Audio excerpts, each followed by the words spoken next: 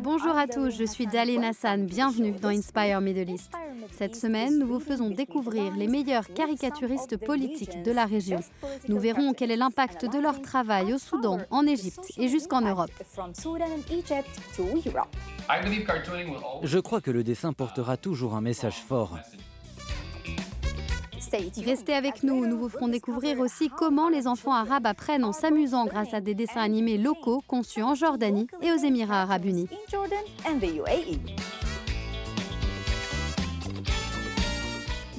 Mais pour commencer, je vous propose de voir comment les caricaturistes politiques de la région se sont attirés les foudres de ceux qui gouvernent depuis des années.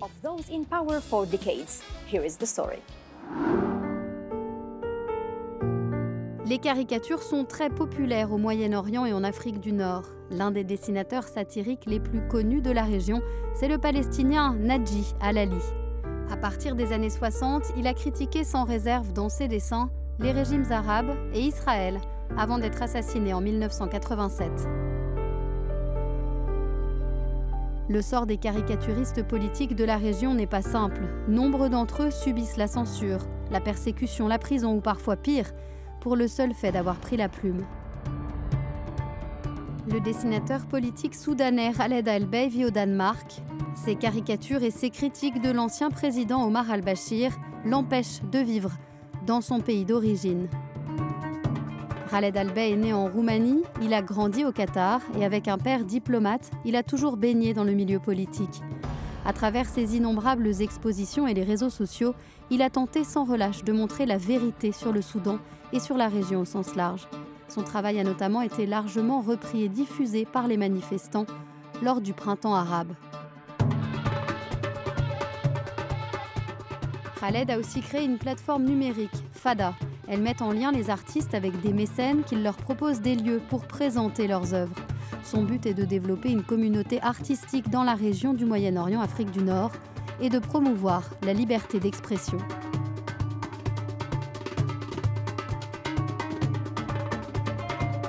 Pour en savoir davantage sur son travail, Khaled a répondu à nos questions à distance. Khaled, un grand merci de me retrouver depuis Copenhague dans Inspire Middle East. Merci beaucoup à vous de me recevoir. Vous croyez que la liberté d'expression est à la fois une arme et un pouvoir que possèdent les artistes politiques et les dessinateurs comme vous. Mais quelle responsabilité découle de ce pouvoir ? La liberté d'expression est un vaste problème et il y a beaucoup de débats autour de cette question, sur les limites que vous vous fixez ou que les autres fixent pour vous.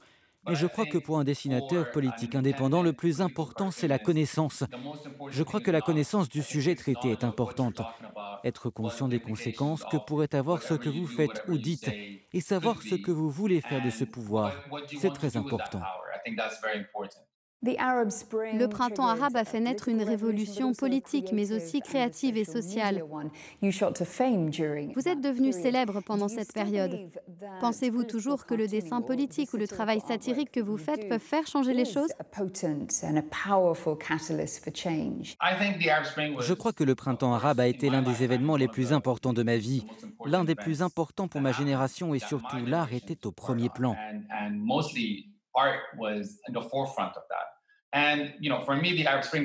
Pour moi, le printemps arabe continue. Ce qui a découlé du printemps arabe est toujours là de différentes manières.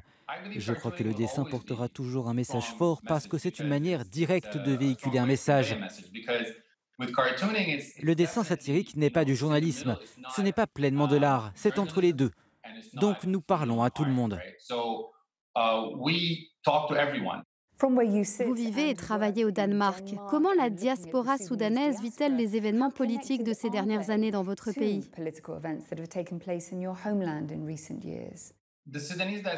La diaspora soudanaise a eu un impact important sur ce qui s'est passé au Soudan l'année dernière, c'est-à-dire la révolution qui a mis fin à 30 ans de dictature d'Omar al-Bashir.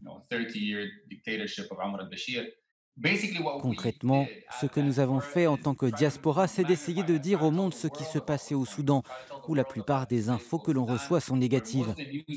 Et aujourd'hui, nous essayons de dire le positif, de construire une révolution pacifique. Nous essayons autant que possible de commencer un nouveau monde, parce que nous savons tout ce que ce pays pourrait faire, ce que cette nation pourrait construire, et quel bien nous pourrions faire pour le monde aussi.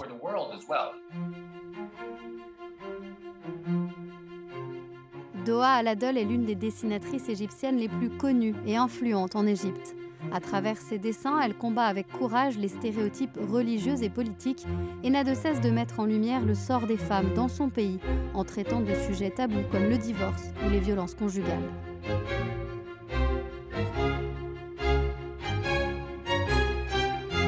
Pour elle qui a commencé il y a 13 ans, les problèmes récents viennent de groupes politiques et religieux qui menacent sa sécurité et essayent de la faire taire.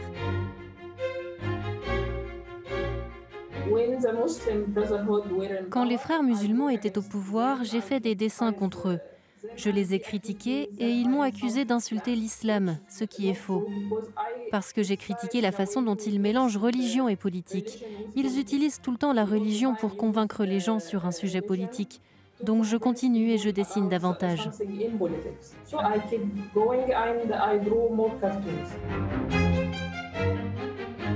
Des caricaturistes politiques comme Khaled et Doa s'attirent les foudres de certains, mais leur travail permet de mettre en lumière les problèmes de leur pays.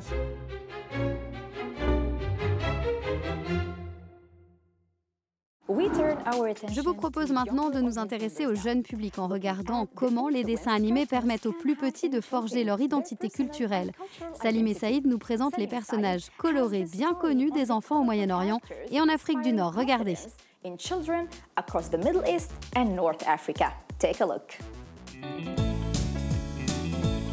Les Schtroumpfs et Danny le petit tigre d'Amérique du Nord font partie de l'univers des enfants d'aujourd'hui, notamment au Moyen-Orient et en Afrique du Nord. Pourtant, ces personnages de dessins animés ne leur ressemblent pas et ne parlent pas la même langue. Ne trouvant pas de contenu divertissant et éducatif pour enseigner l'arabe à son fils, ce père de famille jordanien a créé son propre personnage. C'est en chantant et en jouant de la guitare pour Adam qu'Ibrahim Taha a trouvé son personnage, d'Adam Wawishmish.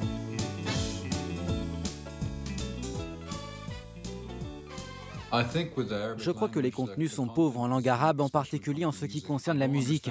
Je ne comprends pas pourquoi on a toujours des mélodies bon marché et des voix trop aiguës. C'est ce qu'Adam Wawishmish propose, l'écriture d'une musique intelligente pour des enfants intelligents. Le dessin animé en arabe présente Adam dont le jouet en peluche Mishmish prend vie dans ses rêves.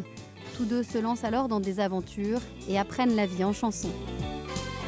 Aujourd'hui, il y a 8 saisons d'Adam Wawishmish à la télévision, sur Internet et sur les réseaux sociaux. Un dessin animé qui apprend aux enfants du monde entier les chiffres, les lettres et les instruments de musique de la culture arabe. Et pour Louma, la mère d'Adam et directrice du programme, ce dessin animé apprend surtout aux enfants à s'aimer, comme ils sont. Je crois qu'en tant qu'Arabes, nous avons ce complexe d'être moins bien qu'un tel ou un tel des pays occidentaux et nous regardons rarement des programmes de grande qualité qui nous représentent. Donc on finit par éprouver du ressentiment et même par se sentir inférieur. Selon une étude de l'université américaine de Tufts, la question de la représentation dans les médias dès le plus jeune âge est essentielle pour établir la confiance en soi d'un enfant. Selon cette étude, un enfant qui voit une représentation négative de lui-même ou qui ne voit personne qui parle comme lui ou qui lui ressemble peut alors se sentir invisible ou éprouver de la honte jusqu'à l'âge adulte. Rim est créatrice de personnages de dessins animés pour la Warner Bros. À Los Angeles. Pour cette Syrienne, il est important d'apprendre aux enfants à dessiner des personnages animés et encore plus en langue arabe et à partir d'un visage familier. Cela fait naître la confiance en soi des enfants, de voir que quelqu'un qui leur ressemble et qui parle comme eux peut devenir important, peut créer. Proposer du contenu stimulant et éducatif pour les enfants, c'est ce que font les Émirats arabes unis depuis 40 ans avec le très apprécié Majid, d'abord personnage de bande dessinée, puis de dessin animé. Depuis les années 80, les enfants du Moyen-Orient ont grandi avec cet enfant de 11 ans et sa bande d'amis. Aujourd'hui, les aventures de Majid prennent une autre dimension avec la plateforme appelée l'univers de Majid. Elle intègre la télévision, le digital et le papier pour mieux connecter les enfants arabes aux nouvelles technologies.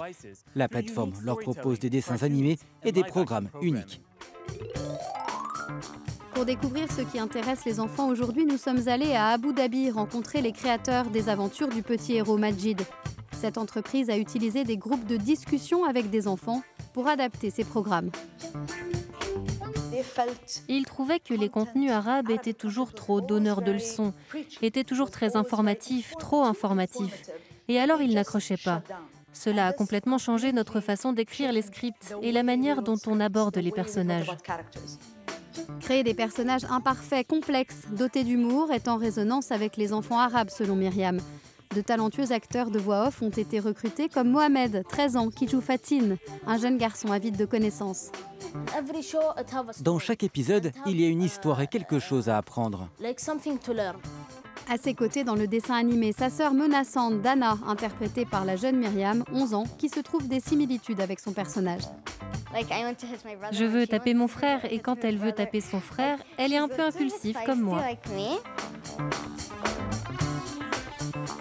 Aux Émirats arabes unis, les dessins animés en langue arabe représentent moins de 30% du total des dessins animés diffusés.